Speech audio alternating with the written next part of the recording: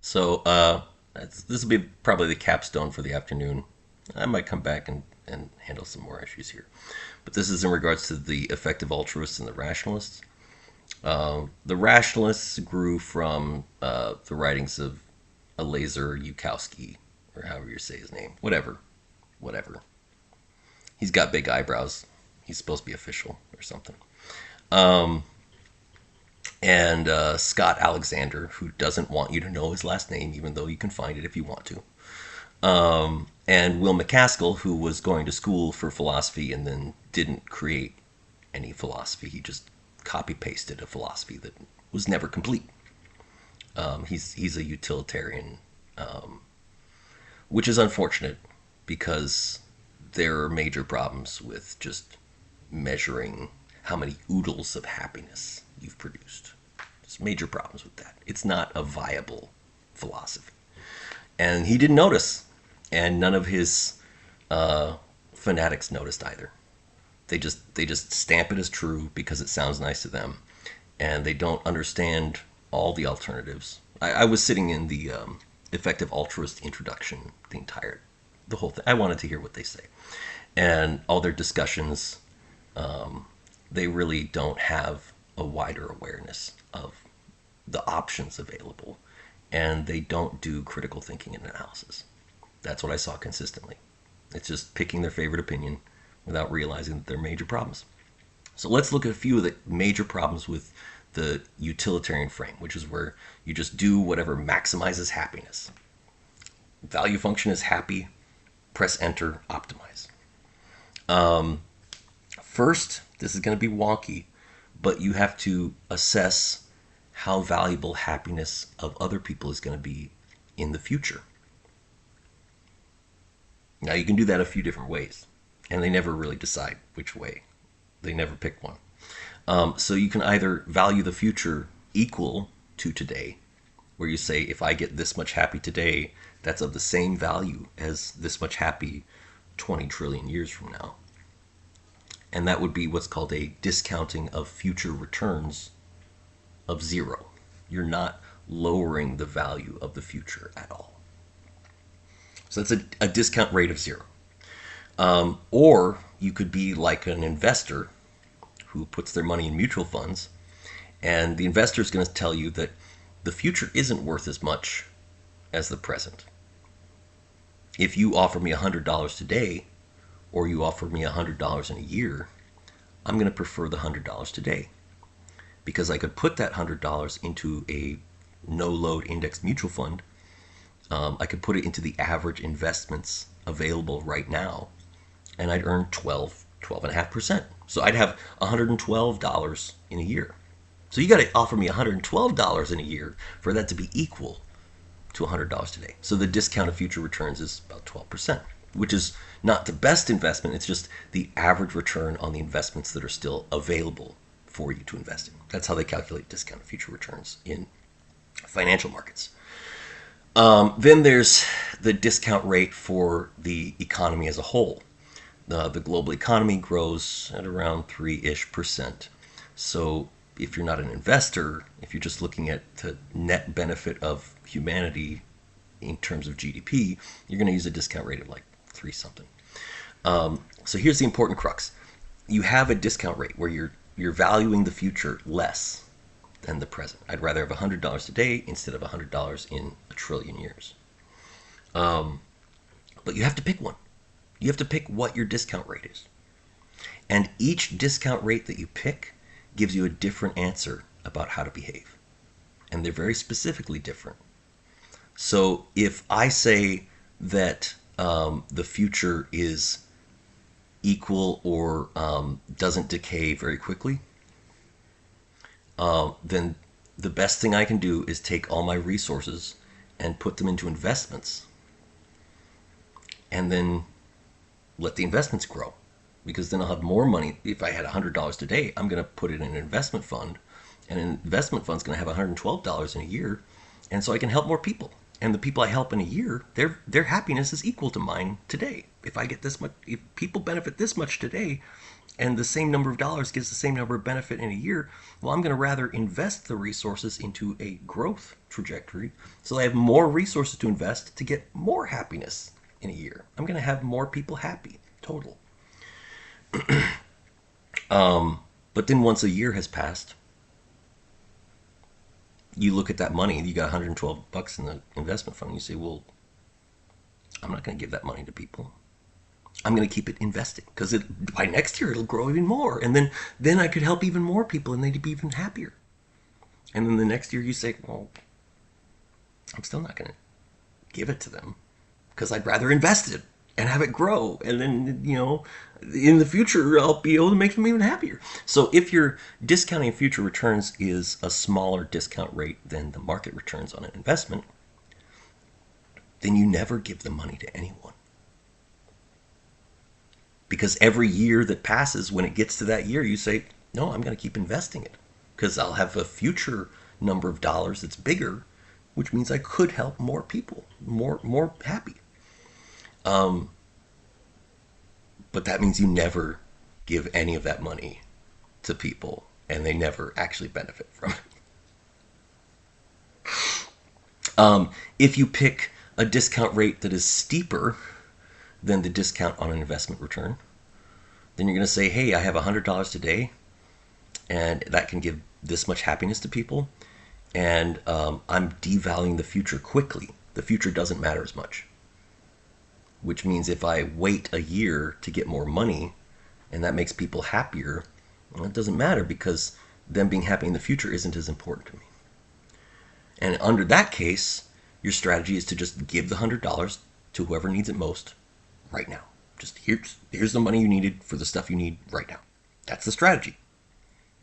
And only if your discount rate matches the market return, if it's the same discount rate that investors use, then in that case, you would put the $100 into a fund, and then the dividend on the fund each year would go toward people's benefit, providing happiness. Every year. You'd never drain the whole fund. You would just take the dividend each year and give it to them. And those are the only three options. Either your discount return is not as steep as market returns, in which case you just keep investing and never pay out to anyone. Your pile of investment grows and grows and grows, and you never give it to anyone. Or your discount return is steeper because you don't value the future as much, in which case you just hand the money, all of it right now, to whoever needs it most. Or your discount rate matches market returns, in which case you create a fund and the dividend pays out every year. Those are the only options. And you have to pick one, or else you can't claim to have a coherent philosophy. Sorry, utilitarians. So that's the first issue I'm going to point to with utilitarians. There's a number of issues. Here's the next one. They want to optimize happiness. Maximize happiness. So they are claiming that pleasure is the sole value of life. And they use all these crazy circular arguments to justify that. You say, well, I value truth. And they say, well, the only reason you could value truth is because truth gives you pleasure. No. You're claiming that without supporting that argument. I value belonging. Well, the only reason you could value belonging is because belonging gives you personally pleasure. No, you're claiming that without supporting your argument. So they use this circular reasoning to say that anything anyone values must be valued because it makes that person happy, without ever proving such. And it's really sad that they never notice that they're using circular reasoning the entire time. This isn't. I'm going to express a concept I've said in other videos. There's fulfillment, which is where you accomplish something that has intrinsic value to you or others. And that fulfillment alleviates your desire for satisfaction and happiness. When you have done something fulfilling, then you don't feel a need to constantly get more happy. And that's in contrast with satisfaction, where you eat a whole pizza and you're full, You're satisfied, but then 12 hours later you got to eat again. If you're seeking happiness and seeking satisfaction, you're constantly having to grasp something outside of yourself to stuff the void that's never satisfied. You always got to do it again and again and again. Fulfillment, once you achieve that, you no longer feel a need to keep grasping for something outside of yourself. So these folks, Will McCaskill and all these sophomoric fake philosophers, they don't even notice that they're insisting that the only possible singular value for everyone, because they say so. You don't get to decide what you value. They tell you that you must only value happiness. Weird. And then this leads to weird problems for them. There's what's called the repugnant conclusion, where they contrast 100 people in existence who are all perfectly happy versus 100 billion people who are barely happy. They're almost ready to die because they're just getting the tiniest amount of happiness. And the utilitarians say you're supposed to measure the total amount of happy. And so it seems like the 100 billion people are actually a larger total sum of happiness. So they use this very simplistic metric, and then they follow a simplistic formula, and they arrive at ridiculous conclusions, and they don't realize that that invalidates their frame of mind. They prove that their frame of mind is wrong because they're dealing with this loop of this impossible problem. How do we force everyone to pick the same answer for how much happy is best? Is 100 people perfectly happy better, or is 100 billion people who are almost always upset better? It's 100 billion times even a little bit of happy. That's a lot of total happy. That's ridiculous. So they don't have a framework of ethics, and they have a very simplistic value function that they want to impose on everyone else. And they want to use a simplistic formula of measuring that value that they say they get to impose upon you. They get to say, we're going to make decisions for you that follow this formula of maximizing happy. And we still can't figure out how to do that, but we should be in charge. Scary. That's really scary.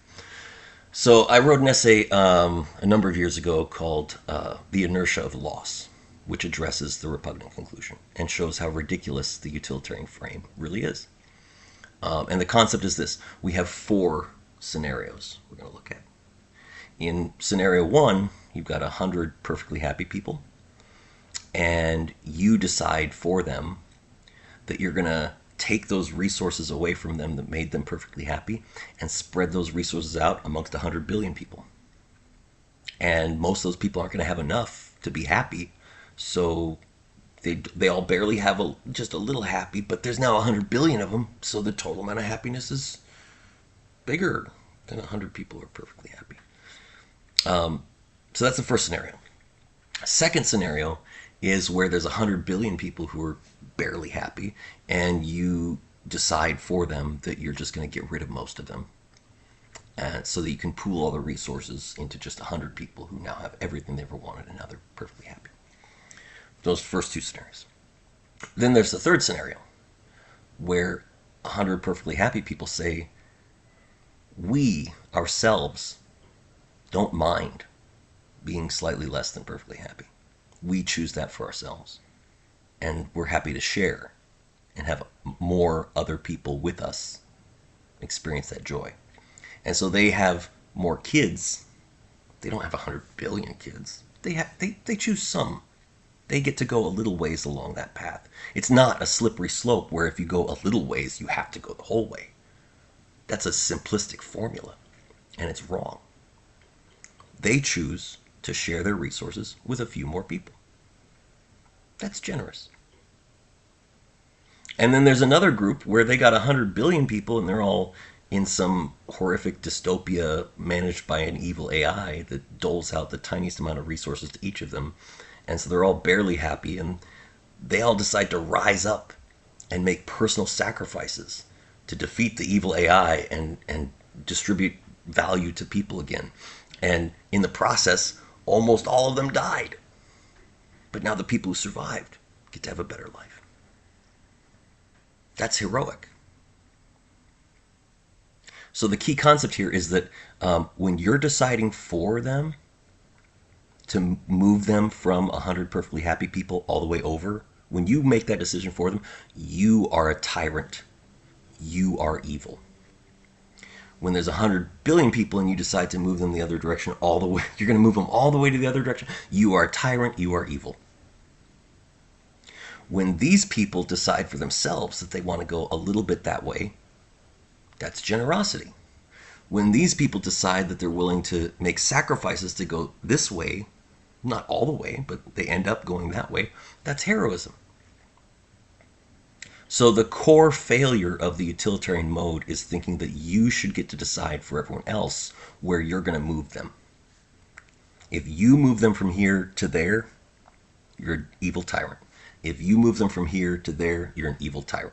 If these people decide on their own that they want to move this way a little, then they don't have to obey your simplistic formula and go all the way. That's ridiculous.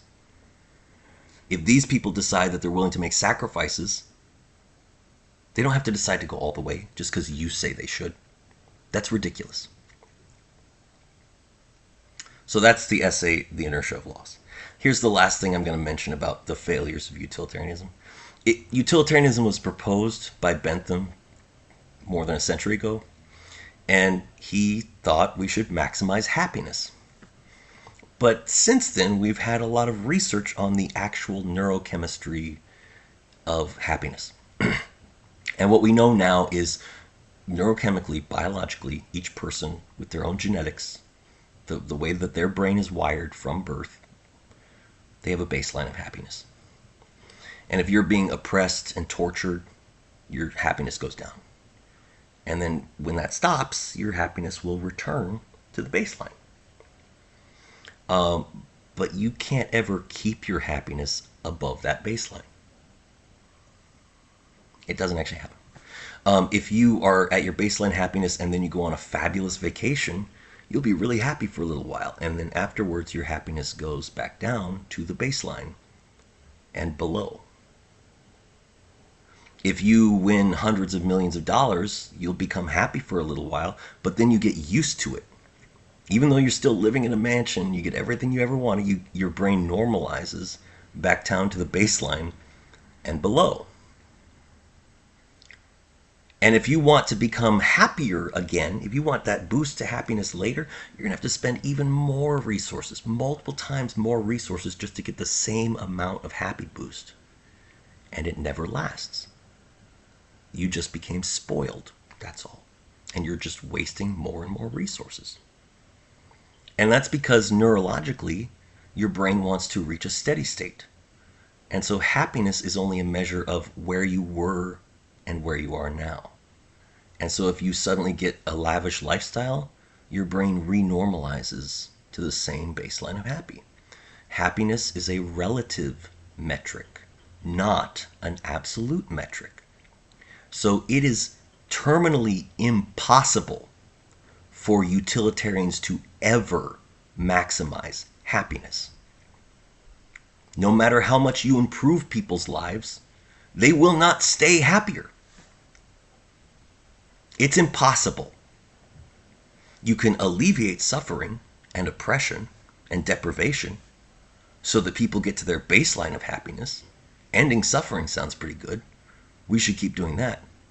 But when you declare that the happiness is the only metric of value, you've made a categorical error. And it only proves that you're dictatorial at heart. You follow simplistic formulas that you want to impose on everyone else. And you're hedonistic.